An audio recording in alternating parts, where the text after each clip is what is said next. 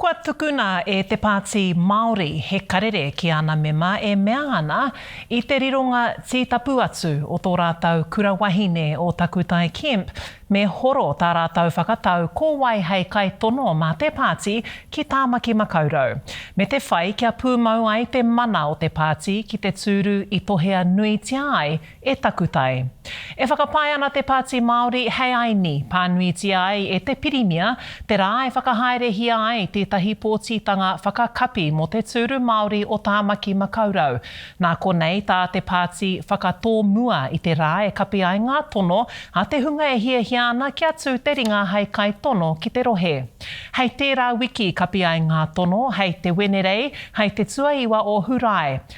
Ki te whakatatai hia te tūranga, ka tū he hui kōwhiriwhiri I te kai tono, ki te marae o Hoani Waititi, hei te ahiahi pō o te taite, te kau o ngā rā o Hurai.